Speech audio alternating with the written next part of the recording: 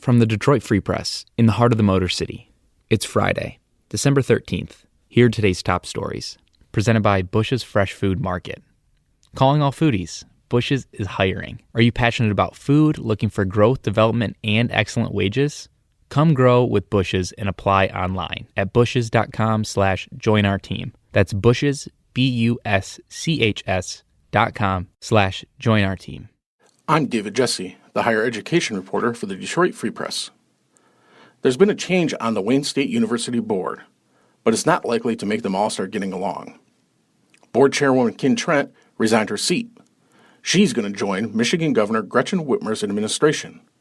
Shirley Stancato, the former head of a Detroit nonprofit, is in. Trent was one of 4 board members who supported President Roy Wilson. 4 other board members wanted to fire Wilson. The deadlock has started to affect Wayne State. At their last meeting, the split board couldn't approve routine items like adding a new master's degree in environmental engineering or giving a construction project some more money. They couldn't even approve the minutes of the previous meeting. Stancato seemed to support Wilson's time at the school in a statement she released after her appointment. The board will meet again at the end of January. This is J.C. Reindl for the Detroit Free Press. Pontiac-based United Shore is one of Southeast Michigan's fastest-growing companies. It anticipates 2019 being its best year ever in the wholesale mortgage lending business.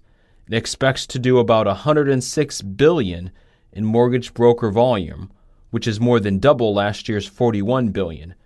It also recently grew to 4,800 employees from about 2,700 a year ago.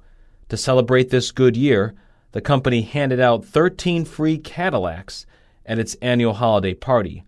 United Shore is preparing to expand its headquarters by purchasing a building across the street. It underwrites loans made by mortgage brokers. That's different than Quicken Loans and its direct-to-consumer lending model. I'm Susan Tompor, and I'm a columnist with the Detroit Free Press. As we move closer to Christmas and Hanukkah, holiday shopping is now on a 24/7 loop. So if you get a little loopy some nights, well, you might want to step away from the smartphone, the laptop, and the credit cards. One sure way to spend too much money is by shopping under the influence. Collectively, Americans spent more than $39 billion after they've shopped after a few beers or cocktails, according to one study. Sometimes you wake up and you don't even know what you bought. A Port Huron woman told me she ended up with a monthly subscription service for snacks at $40 a month. Another good tip? Stay away from some hot ideas that you might spot on social media. Thinking about signing up for a wine exchange? The Better Business Bureau warns that this one is a pyramid scheme, and you won't end up with dozens of bottles of wine. This is Michael Walker reporting for the Detroit Free Press. The holiday season can be a difficult time for families in need.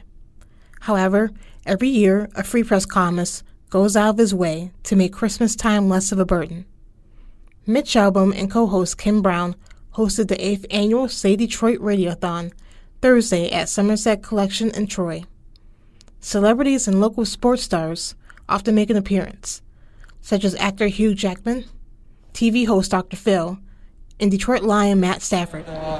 Some surprisingly good receivers out there walking the streets. Let me tell you. You know, given the way the Lions are going down with injuries, you might want to take numbers. That's next right. time I you will. go over there. I'll make sure.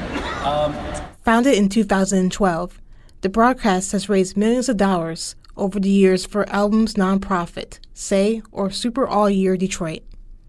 The funds are used for programs that serve Detroiters, like the Say Detroit Family Health Clinic, Say Play Center, and Working Homes, Working Families. Last year, a record $1.28 million was raised during the 15-hour event. This is Free Press editorial page editor Brian Dickerson. Did you read the February column in which I wrote that Michigan's Republican legislature and Democratic governor were closing in on a grand bargain to fix our roads? Or the one in which I predicted that lots of Republicans would join Senator Mitt Romney in distancing themselves from President Trump? How about the column in which I hinted that State Representative Larry Inman, who federal prosecutors accused of extorting bribes, might stay out of prison by fingering other legislators on the take?